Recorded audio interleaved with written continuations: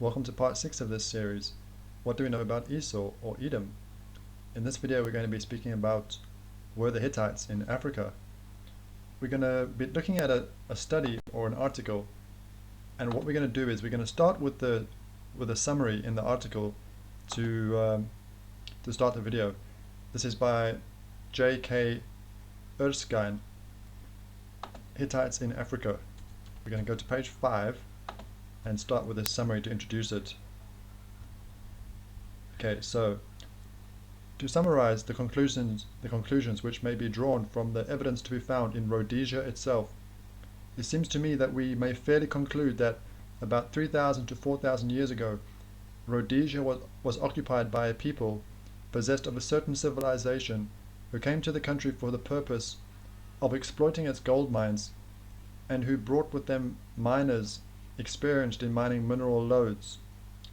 We find that these people built towns in suitable localities and erected lines or forts to protect their trade routes. It is evident also that they possessed some administrative ability and capacity for organization. So this is what we're going to be speaking about, is the region known as Rhodesia, or formerly known as Rhodesia, and this ancient mining operation and this ancient civilization. Now if we go to a map, this map is from 1975. It shows us where Rhodesia is, and now we know this land as Zimbabwe. And this article is speaking about these ancient ruins that are found throughout the land, but it also speaks about how these ruins can be found in other regions of southern Africa as well. So is there a story that's not being fully told? That's what we're going to be looking at. And we're going to work through this article or study together, but I'll put the link in the description below if you'd like to read it and get all the information. So he goes on to speak about that that mining gold is actually quite difficult, depending on the operation, and it does require a lot of skill and knowledge, and that knowledge is going to be, you're going to gain it over a certain period of time. So what he's trying to build is a picture of who was capable in this ancient time of this mine for carrying out this mining operation. And he goes on to page 3 that he rules out the native Southeast Africans, and I think that he's speaking about the people like the Bantu. He rules them out for being capable, and he goes on to give his reasons why he rules them out. So then he goes on to say that in his opinion it must have been foreign intruders who had those kind of skills and experience necessary.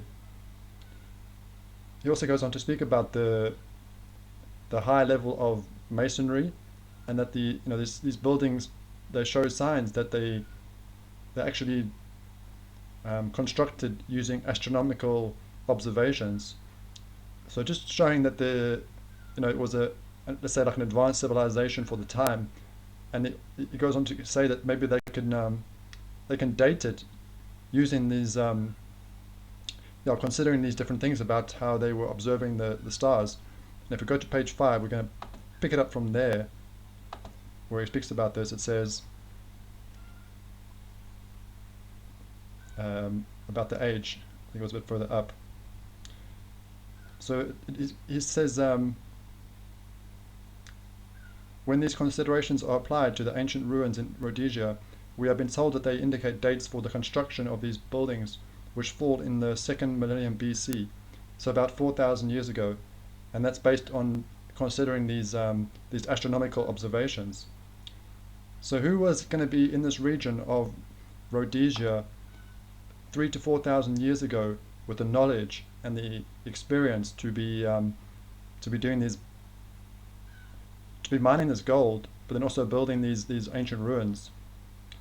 And then what he does is he considers the two ancient civilizations at that time, or two of the major civilizations, Egypt and Babylon. But he rules out Babylon as being responsible, but he says with Egypt it's a bit more difficult because Egypt, they had a massive desire for gold, and obviously Egypt's a bit closer. Obviously I'm thinking about his perspective that Egypt is a bit more difficult because of the stories with Punt, that Egypt was trading with Punt and sending out expeditions to the land of Punt, and the Punt was very rich in resources. But he does go on to say that Nubia was very close to Egypt, and they had their own mining operations in Nubia and trying to control Nubia.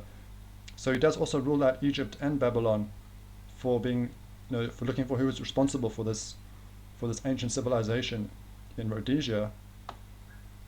And then he goes on to speak about what about the Hittites. So this is where we're going to pick it up from and really start reading, because this is the important part for the video. Hittites in Africa. Okay, so let's find where we want to read from. So he's ruled out Egypt and Babylon. Okay, now we're going to read here. Of all these peoples, the Hittites were perhaps the most enterprising and energetic, and they were in many respects the most important. Now the Hittites, we know from the Bible, it's Heth, son of Canaan, son of Ham. So the Hittites are Hamites. They were the connecting link between the east and west, and supplied many of the elements of the ancient civilizations of Europe, from which our own is to a great extent derived. So it's speaking about how the Hittites had a massive influence on Europe, the civilization in Europe. Okay, let's read this part here. It says, among the great political forces of the ancient Oriental world, we now know that none exercised a more profound influence than the Hittites of Asia Minor. So this was interesting when we were covering the Hittites in our first series, because we saw that if we go back, like, let's say about 200 to 300 years, if we say the establishment in terms of history and archaeology, they weren't even sure if the Hittites even existed as a people, but there were some people that would say that if the Hittites did exist, they wouldn't have been that powerful or influential.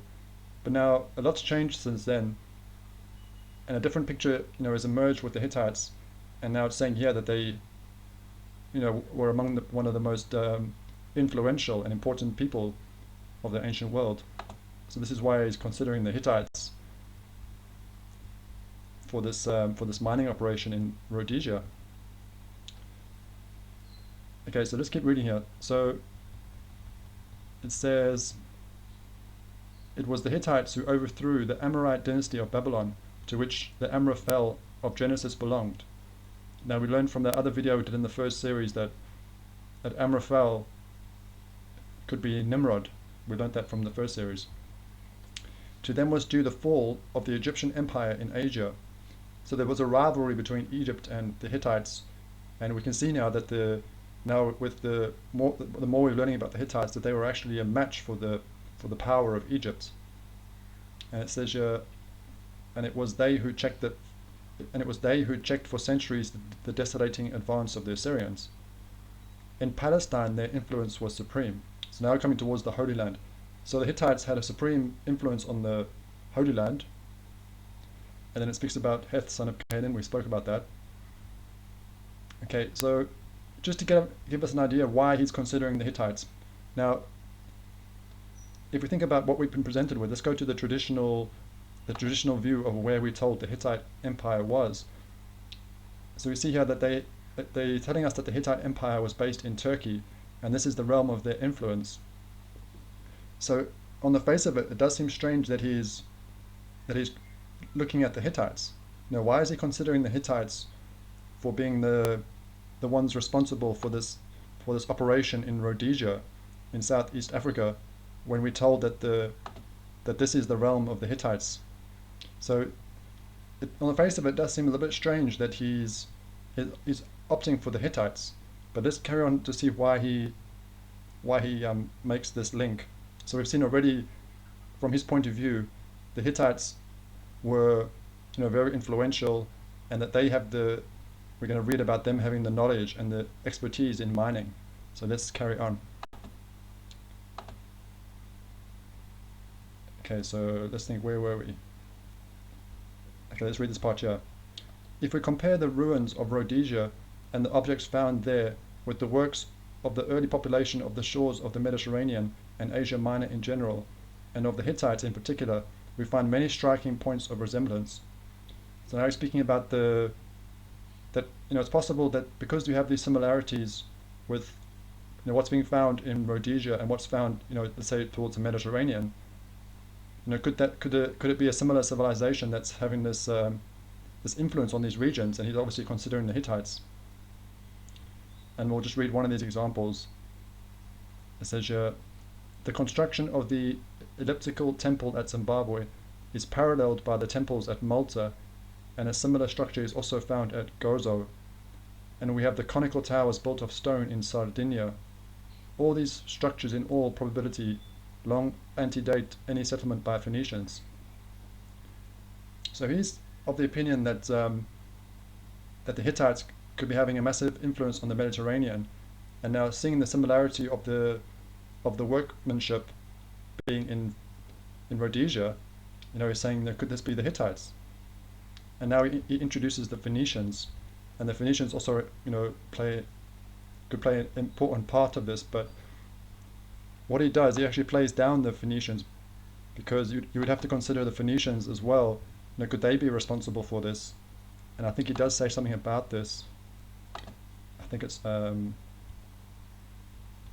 not sure if it's on page 8. Yeah, I think it's here. As it has been so frequently suggested that the mining in ancient times in South Africa was the work of Phoenicians.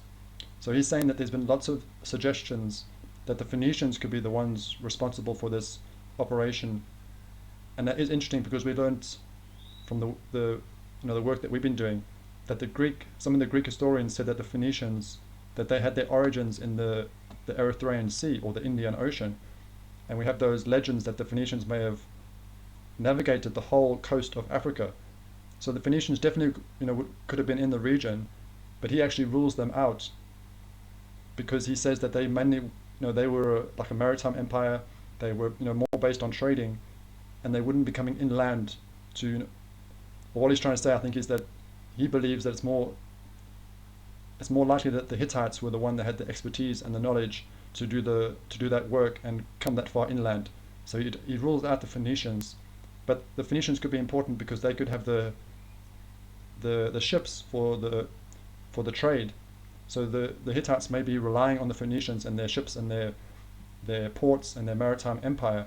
So it could be maybe like they're working together, and it's quite complicated to figure out who were the Phoenicians. We have spoken about them before.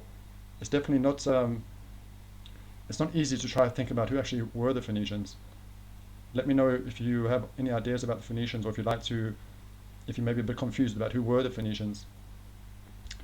Okay, so he rules out the Phoenicians, and he's really focusing in on the Hittites. He very seems to be quite convinced.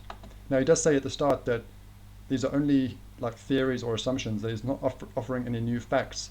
He's just like sharing what's on his mind. But he does feel obviously very strongly that it could be the Hittites. Okay, now we're going to go to page 8. Just to continue speaking about this, I think I missed a part out.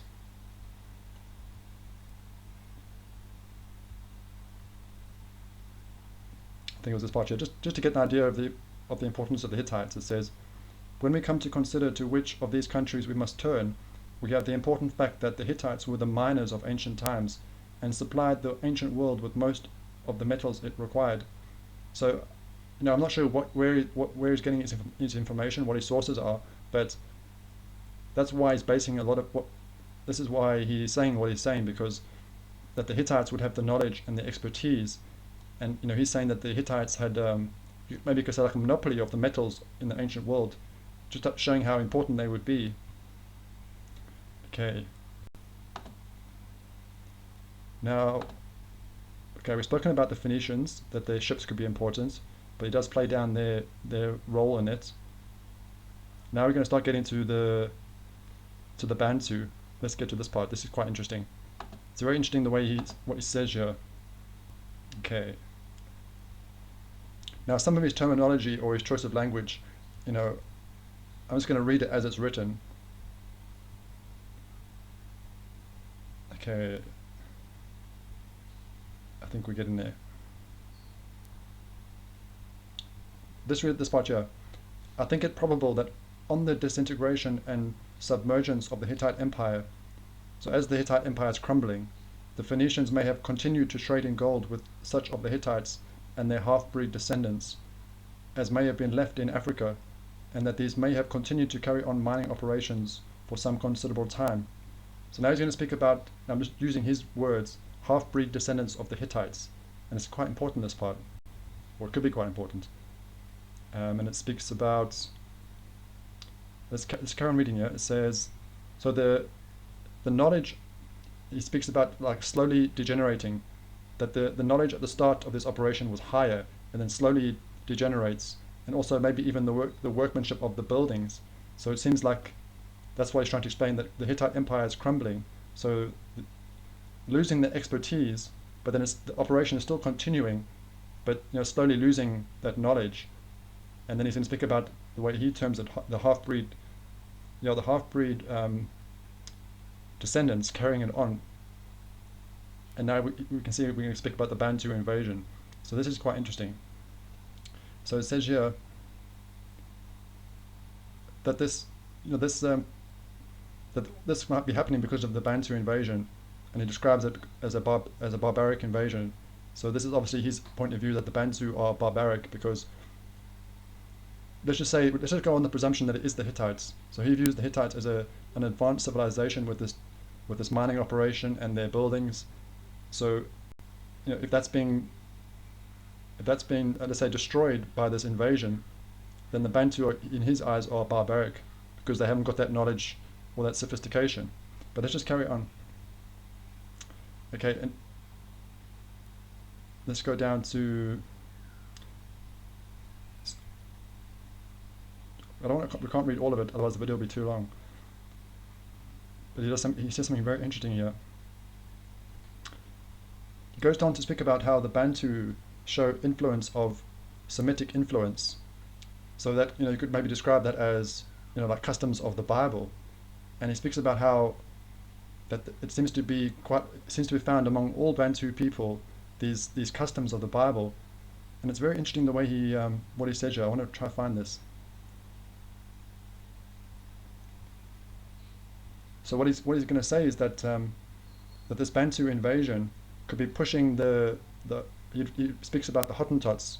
That's the word he chooses to describe the people, and that they may have been more, their territory may have been further to the north than it is today, but because of this invasion they've been pushed further to the south and to the west. And I want to find this part, it's very interesting. I'd just like to read this part. How if we think about the imagery where we have this invasion with the Bantu, and that they have Semitic influence the way he describes it, so having customs of the Bible, let's say, and they're pushing the Hottentots further south and to the west. So it's like well, let me just see if I can find it.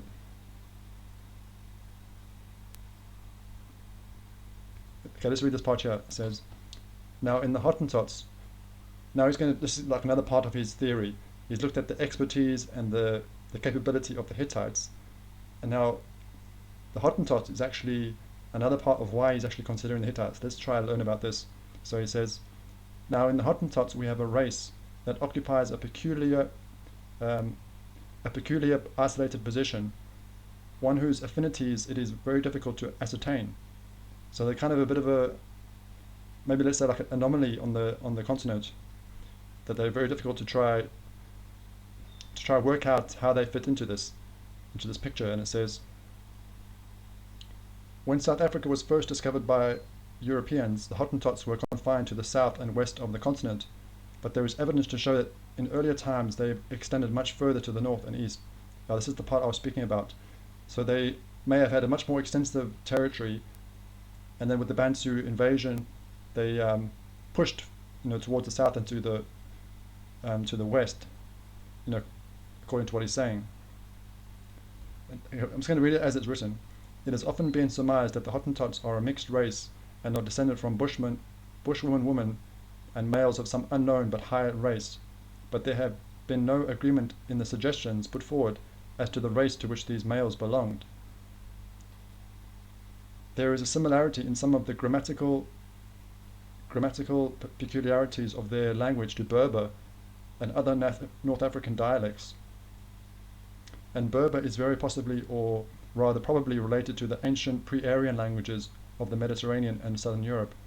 So what he's trying to do is make a link between the Hottentots and the Hittites, because the Hottentots is making a link with the Hottentot language to the Berbers in the north, and that the Berbers, they seem to have a connection with Aryan languages. And we have done some videos about this a while ago, about how the Hittite could be an Indo-Aryan language. So you can see the link he's trying to make here, that the Hottentots are quite, let's just use the word he was saying, that that they're in an isolated position. How do you explain where they are, and these links that they seem to have to North Africa, and maybe even with this language to let's say Indo-European or Indo-Aryan. Now this word's very difficult to pronounce, but it's to do with the shape of the skull. So he's speaking about their characteristics now and what they look like, and comparing them to the Hittites. And he's saying that there's similarities. So let's just read it from. So he speaks about how the Hittites are sometimes described as being mongoloid in their features, and also sometimes on depictions in the wall art, and also speaking about how the Hottentots have a similar appearance to that. So it's a very interesting article. And then it also speaks about how, well, let's read this part. The traces of moon worship among the Hottentots, their ancestor worship, their superstitions, their belief in omens, amulets, all suggest the possibility of some relationship with the peoples of Central Asia, and even possibly with the Hittites and the peoples related to them. So he just goes on to show all these different ways, according to what he's learned, how the Hottentots could be very similar to similar people to the Hittites. So that's the connection he's trying to make. And he also speaks about the role of the women in Hottentot society. So we can't read this all out, but I'll put that link in the description below. And he goes on to say that he can't go much further with the language, but the language could be an interesting way to explore this connection with the Hottentots and the Hittites. And I have seen that myself when I was looking at the Indo-European languages, and seeing that the Hittites was potentially the oldest branch, and that there were some scholars that were actually studying Hottentot. When studying the Indo-European languages, they were actually studying the Hottentot language. So there could be something to what he's saying. So I think we're getting towards the end of this article. It's definitely it's an interesting read. But what I was trying to say, what was interesting, is how, if you think about how you have the Bantu, how he describes that they have Semitic influence. So let's say biblical, having biblical traditions or customs, and that they're invading from the north and pushing a people that is actually linking potentially to the Hittites. So you could say maybe like Canaanites. So isn't that very interesting if you think about the imagery, that what he's saying is that the Hittites could be have a mining operation in Rhodesia, and they've got these forts. He spoke about these forts that they had to try and protect this gold mining, and that the Bantu could be coming to conquer the Hittites in this region, and that the Hottentots could be, okay, he describes them as, let's say, half-breeds, that's his words, but that the Hottentots could be like a link or proof to what he's trying to say, that the Hottentots could actually be related to the Hittites. But isn't it very interesting how it seems to be a very similar story to what the Bible says? If you think about how the imagery of the Bantu coming to the south, conquering a people that he's describing as Hittites, and they're getting pushed further to the south and to the west. Obviously their territory is shrinking. It's very. I thought that was very interesting. I think that's everything I wanted to speak about. So just before we finish, how do we relate this to Esau and Edom? Why are we doing this video for this playlist? In the previous video we said we haven't really spoken about the Hittites, and we were saying about there seems to be connections with Esau and Africa. So we were just saying that it was an option to consider, was the land of Zaire. So we can see it here to the north. Could the land of Zaire be the biblical land of Seir of the Bible, and the Edomites were living in the land of Seir? So if we're going to say that if we're going to look at this, let's say this theory that Esau was on the continent, was in Africa, and then the Bible says about how Esau married into the line of the Hittites, you would need to find something to support that. If you're going to put Esau on the continent, then you also have to try to find something to support the Hittites being on the continent. But we've been presented with this traditional, let's say the traditional view that the Hittite Empire and the influence is here in Turkey or Asia Minor, then it doesn't really seem to fit that picture. That's why I wanted to show you this source or this work, Hittites in Africa, that's all he's doing. He's just giving his opinion. This is what's on his mind. Could the Hittites have been responsible or involved in this mining operation in Rhodesia, 3,000 to 4,000 years ago? That would fit the time frame, putting Hittites in this region, and then you can see how, let's just say how it could work, that there would be Hittites in the land of Africa, and that Esau could intermarry with the Hittites. And then there's very interesting people that he describes, uses the term the Hottentots. They could be a part of this story, that to like a link to connect the Hittites with this region. So I hope you enjoyed this video. It definitely could be very important, and I'll put this link in the description below if you'd like to read it for yourself. It's quite difficult to try read it as we're doing the video, but I hope you found it interesting, and we'll see you in the next video.